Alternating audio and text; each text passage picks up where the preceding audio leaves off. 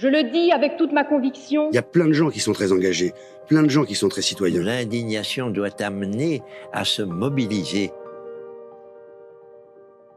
Notre métier, c'est de les recycler, de les valoriser. Ce qui est incroyable, c'est que même lorsqu'il arrive en fin de vie, ce véhicule, il y a encore plein de bonnes choses dedans, et notamment toutes ces pièces que l'on va pouvoir prélever, que l'on va pouvoir réemployer, remettre sur le circuit de la réparation. Et par ailleurs, il y a des matières premières à recycler pour fabriquer de nouveaux objets. On est en train de passer d'une économie du recyclage où le véhicule était recyclable à une économie plus circulaire où les voitures que l'on recycle redeviennent voitures.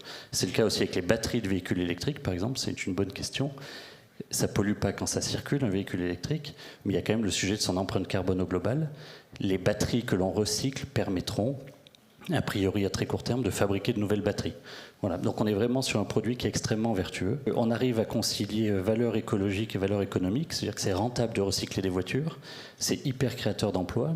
Notre groupe, c'est un peu plus de 400 collaborateurs, dans 3 usines en France, sur des territoires ruraux, donc c'est très structurant pour les territoires. Il y a d'énormes enjeux de maîtrise de nos consommations d'énergie, comme n'importe quelle industrie, on fait attention à ce que l'on consomme, etc. Mais on a la capacité de produire cette énergie. En ce qui nous concerne, on utilise le soleil. Alors on est dans la Drôme, la plus grosse des usines est dans la Drôme, donc on a beaucoup de soleil. Et puis on a beaucoup de vent, donc on a aussi de l'éolien. Donc ça nous permet d'être autonomes. Dans une voiture, tout se réemploie, tout se recycle ou tout se valorise énergétiquement. À la fin de l'histoire, c'est à peine 0,3-0,5% de la masse du véhicule qui est enfouie en déchets inertes. Donc c'est de très très très très loin le bien de consommation le plus vertueux, le mieux recyclé en France. Puis toutes les parties prenantes qu'on emmène avec nous incluent les assureurs. Il y en a un certain nombre dans la salle qui ont compris ce schéma très vertueux. Les assureurs nous confient des véhicules, on produit des pièces de remploi qu'on renvoie vers leurs réparateurs et ça permet de rentrer dans des boucles vertueuses, des boucles fermées, des boucles d'économie circulaire entre l'assureur, le recycleur, le réparateur, etc. Et à la fin, tout le monde y gagne. C'est-à-dire, autant lui, d'un point de vue écologique, économique, alimentation de ses données extra-financières, etc. Nous, forcément, on fait tourner nos usines, l'assuré qui a son véhicule réparé, etc., etc. On a vraiment pour objectif d'être engagé. Et on veut être engagé dans l'atténuation du changement climatique, mais aussi dans l'adaptation au changement climatique. Et en fait, cette remise, elle a pour objectif d'inciter nos clients à faire des travaux. Alors, tout simplement déjà, un client qui a un bien, un appartement ou une maison, quand il est propriétaire, il a un DPE A ou B, et bien là, il a une remise. Il fait des travaux d'isolation énergétique, il a une remise.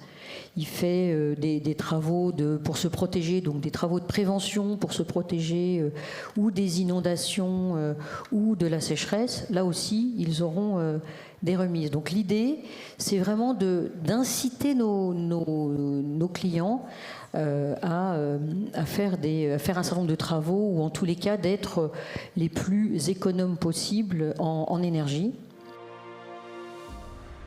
On a parlé d'économie circulaire avec Johan, de remise énergétique avec Marion. Comment on accompagne le grand public vers une consommation plus durable ? Oui, alors je pense que je trouve que ces dernières années, on met beaucoup le poids sur le consommateur. On lui dit il faut mieux consommer, moins consommer, vous faites mal, il faut acheter du bio, etc.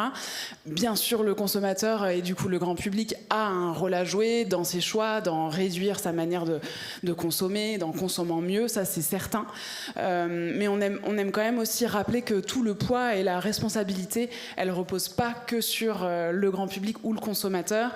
Et en fait, c'est un travail de pair à faire avec les organisations, les entreprises pour transformer leurs services, leurs offres et qu'elles aussi, elles puissent proposer des produits plus vertueux et plus durables pour la suite.